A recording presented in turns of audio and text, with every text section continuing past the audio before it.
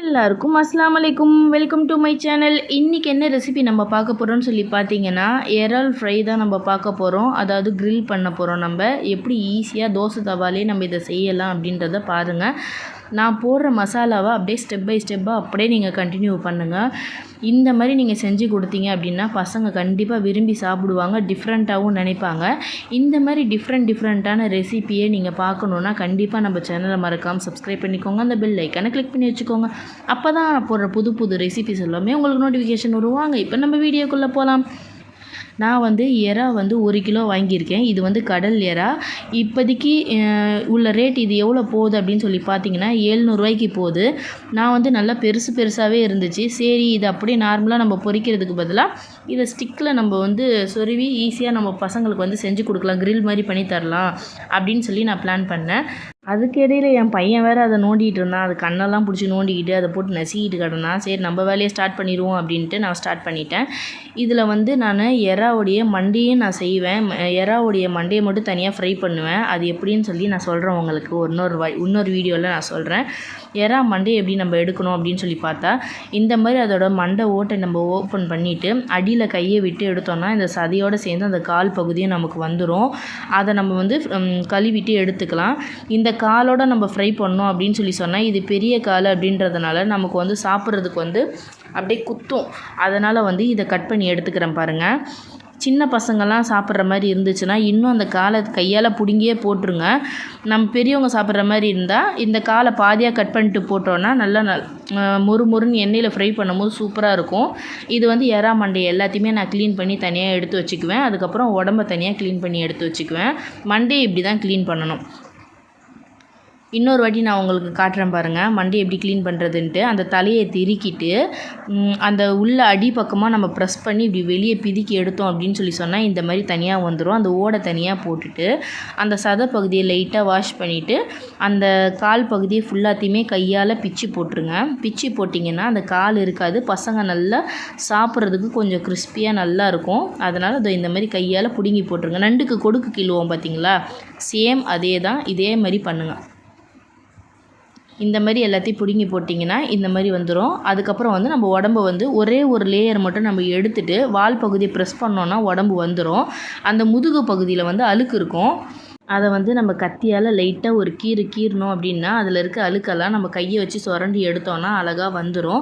அவ்வளோதான். மறுபடியும் நான் காட்டுறேன் பாருங்கள். முதுகில் அப்படியே லைட்டாக ஒரு கீறல் போட்டிங்க அப்படின்னு சொல்லி சொன்னால் ஃபுல்லாகவே அந்த வால் பகுதி வரையுமே கீறல் போடுங்க. உங்களுக்கு பச்சை கலரில் தெரியுது பார்த்தீங்களா, எல்லாமே அதோட அழுக்கு தாங்க. நிறைய பேர் முதுகில் இருக்கிற அழுக்கு எடுக்க மாட்டாங்க. நாங்கள் ஃபுல்லாகவே அழுக்கு எடுத்துகிட்டு தான் செய்வோம். இந்த பாருங்கள், இந்த முதுகில் இருக்கிற அந்த அழுக்கை ஃபுல்லாத்தையுமே எடுத்துகிட்டு க்ளீன் பண்ணிவிட்டு போட்டுக்கோங்க. அவ்வளோதான். நம்ம இறாவை இந்த மாதிரி எல்லாத்தையும் நம்ம க்ளீன் பண்ணி எடுத்துக்கலாம். இந்த மாதிரி சூப்பராக இருக்குது பார்த்தீங்களா, எல்லாத்தையும் க்ளீன் பண்ணி எடுத்தாச்சு. பாருங்கள் எவ்வளோ பெருசாக இருக்குது பார்த்தீங்களா எறா. ஆனால் 28 பீஸ் இருந்துச்சுங்க. 1 கிலோவுக்கு தாராளமாக வாங்கலாம். மண்டையை தனியாக நான் க்ளீன் பண்ணி எடுத்து வச்சுக்கிறேன். நான் இன்னொரு வாட்டி இதை ஃப்ரை பண்ணி நான் ஒரு வீடியோ போடுறேன். இது இப்போதைக்கு நான் யூஸ் பண்ண மாட்டேன். இதை கழுவிட்டு உப்பு போட்டு நல்லா உராசி அதை ஸ்டோர் பண்ணி வச்சுக்கிறேன். இதையுமே நான் கழுவி எடுத்துகிட்டு வந்துக்கலாம். நான் எல்லாத்தையும் கழுவி எடுத்துகிட்டு வந்துட்டேங்க. இப்போ இதில் கொஞ்சமாக நம்ம உப்பு போட்டுட்டு கல் உப்பு போட்டு இதை நம்ம கழுவி எடுத்துக்கலாம். ஏன்னா கொஞ்சம் அந்த கவுச்சி தண்ணின்னு சொல்லி அதில் இருக்கும். அதனால் அந்த பிசுப்பு தன்மை இருக்கும். அதை நம்ம உப்பு போட்டு உராசணும் அப்படின்னு சொல்லி பார்த்தீங்கன்னா அந்த கவுச்சி தனியாக வந்துடும். இந்த மாதிரி நல்லா உராசி தேய்ச்சி எடுத்துக்கோங்க. தேய்ச்சி எடுத்தோன்னே உங்களுக்கு அதில் எவ்வளோ கவுச்சி தண்ணி வருது பார்த்தீங்களா. பார்த்தீங்கனாலே தெரியும் உங்களுக்கு இந்த அளவுக்கு கவுச்சி தண்ணி வரும். இதை இன்னும் ஒரு 2-3 வாட்டி வாஷ் பண்ணி எடுத்துக்கிட்டு இப்போ இதில் மசாலா நம்ம ஆட் பண்ணிக்கலாம். இதுக்கு தேவையான 1 டேபிள் ஸ்பூன் அளவுக்கு நான் உப்பு சேர்த்துக்கிறேன். அதுக்கப்புறம் கரம் மசாலா 1 டேபிள் ஸ்பூன் அளவுக்கு நான் சேர்த்துக்கிறேன். ஒரு 1/2 டேபிள் ஸ்பூன் அளவுக்கு பெப்பர் சேர்த்துக்கிறேன். அதுக்கப்புறம் மஞ்சள்தூள் 1 டேபிள் ஸ்பூன் சேர்த்துக்கிறேன். இஞ்சி பூண்டு 1 டேபிள் ஸ்பூன் அளவுக்கு சேர்த்துக்கிறேன். மிளகாத்தூள் 1 டேபிள் ஸ்பூன் அளவுக்கு சேர்த்துக்கிறேன். நான் தனி மிளகாத்தூள் சேர்த்துருக்கேன். அதுக்கப்புறம் பச்சை அரிசி 1 டேபிள் ஸ்பூன் அளவுக்கு நான் சேர்த்துக்கிறேன். கார்ன்ஃப்ளவர் மாவு 2 டேபிள் ஸ்பூன் அளவுக்கு நான் சேர்த்துக்கிறேன்.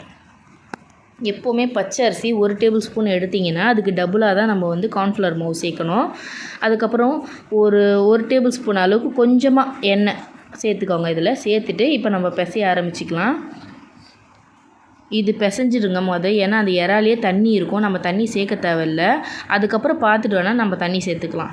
நான் கொஞ்சமாக கலருக்காக, ஏன்னா நம்ம அப்படியே ஹோட்டல் ஸ்டைலில் இருக்க மாதிரியே செய்ய போகிறோன்றதுனால கலருக்காக கொஞ்சோண்டு நான் கேசரி பவுடரும், அதுக்கப்புறம் வந்து கொஞ்சமாக தண்ணி ஒரே ஒரு டேபிள் ஸ்பூன் அளவுக்கு லைட்டாக ஊற்றிட்டு நான் பிசைஞ்சு எடுத்துக்கிறேன். அதுவே போதுமானது. அதுக்கப்புறம் நீங்கள் தண்ணி சேர்க்க தேவையில்ல, அதுவே கரெக்டாக இருக்கும் உங்களுக்கு. அவ்வளோதான், இது ஃபுல்லாக ரெடி ஆகிடுச்சு இந்த மசாலா. இதை வந்து ஒரு 1/2 அன் ஹவர் அளவுக்கு ஊற வச்சு எடுத்துக்காங்க. எடுத்துகிட்டு இப்போ நம்ம ஸ்டிக்கில் வந்து இதை நம்ம சொருவிக்கலாம். அந்த ஸ்டிக்கோட ஷார்ப்பான எட்ஜ் இருக்கும் பார்த்தீங்களா, அதை வந்து அந்த முதுகு பகுதியில் விட்டு அந்த லாஸ்ட்டு எட்ஜ் இருக்கும் பார்த்தீங்களா, அந்த வால் பகுதி வரையும் கரெக்டாக அந்த முதுகு வழியாகவே நம்ம விட்டோம்னா இது வரையும் கரெக்டாக சூப்பராக வந்துடும். ஸ்டிப்பாக நின்றுக்கும், சுருளாது.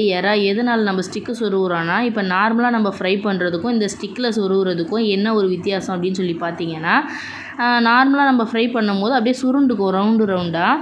இது வந்து அப்படியே ஸ்டிப்பாகவே இருக்கும், நீட்டாகவே இருக்கும், அது மடங்காது. அதனால தான் இது சாப்பிடவும் பசங்க வந்து அந்த ஸ்டிக்கோடையே அப்படியே கடித்து சாப்பிடும்போது அது ஒரு தனி டேஸ்ட்டாக இருக்கும். அதனால தான் நான் சரி இந்த டிஃப்ரெண்ட்டில் நம்ம செஞ்சு பார்க்கலாம்னு சொல்லி செஞ்சது.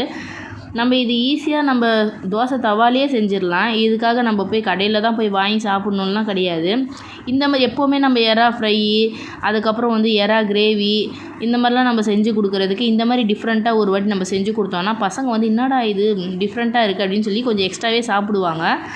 என் பையன் வந்து இதில் லாஸ்ட்டில் எப்படி சாப்பிட்றான்றதை நீங்களே பாருங்கள். அந்த வீடியோவில் லாஸ்ட்டில் நான் ஆட் பண்ணியிருக்கேன். அவன் எப்படி டேஸ்ட் பண்ணி சாப்பிட்றான்னு மட்டும் பாருங்கள். இதே மாதிரி எல்லாத்தையுமே நான் இதை வந்து அந்த ஸ்டிக்கில் ஆட் பண்ணி வச்சுக்கிறேன். வச்சுட்டு அந்த மசாலா இருக்கும் பார்த்திங்களா, அந்த கோப்பையில் லாஸ்ட்டில் அதில் இருக்க மசாலாவெல்லாம் அப்படியே மேலாப்பில் நம்ம தடவி விட்டுக்கலாம். ஏன்னா நம்ம கையை வச்சு அந்த குச்சை வந்து நம்ம மாட்டும் போது அது மசாலா ஃபுல்லாகவே நம்ம கையில் வந்துடும். அதனால் கொஞ்சம் மசாலா கம்மியாக இருக்கிற மாதிரி இருக்கும். அதனால் மேலே தடவி விட்டு வச்சுக்கலாம். அவ்வளோதான். நம்ம ஏற்கனவே நம்ம வந்து ஒரு 1/2 அன் ஹவர் ரெஸ்ட் விட்டு வச்சுருந்தோம்ல, அப்போ டேரெக்டாக நம்ம பொரிச்சிட வேண்டியதான். தவாவில் வந்து எண்ணெய் ஊற்றிட்டு இதை வறுக்கிறதுக்கு தேவையான எண்ணெய் ஊற்றிக்கோங்க. ஊற்றிட்டு இந்த ஸ்டிக்கை லைன் பை லைனாக அழகாக வச்சுட்டு அப்படியே கொஞ்சம் ஃப்ரை ஆனதுக்கப்புறம் ஒரு 5 நிமிஷத்துக்கு அப்புறம் நீங்கள் திருப்பினீங்கன்னா கொஞ்சம் ஃப்ரை ஆயிரும். அதுக்கப்புறம் இந்த மாதிரி கையால் நம்ம திருப்பி விட்டுக்கலாம்.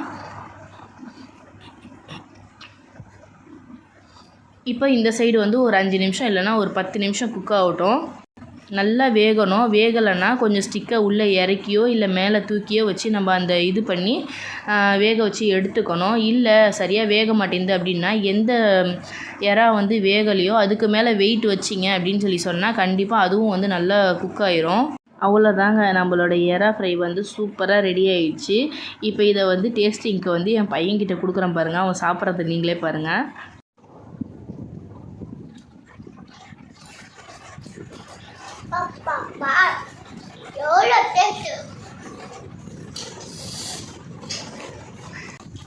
ஆனால் என் பையனுக்கு லைட்டாக காருது. அது எப்படி சூப்பராக சமாளிக்கிறான்னு மட்டும் பாருங்களேன்.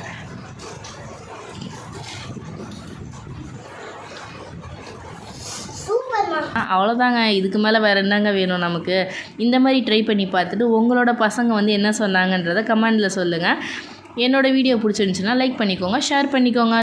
நெக்ஸ்ட் வீடியோவில் நெக்ஸ்ட் ரெசிபியோடு உங்களை சந்திக்கிறேன். அஸ்ஸலாமு அலைக்கும். தேங்க்ஸ் ஃபார் வாட்சிங்.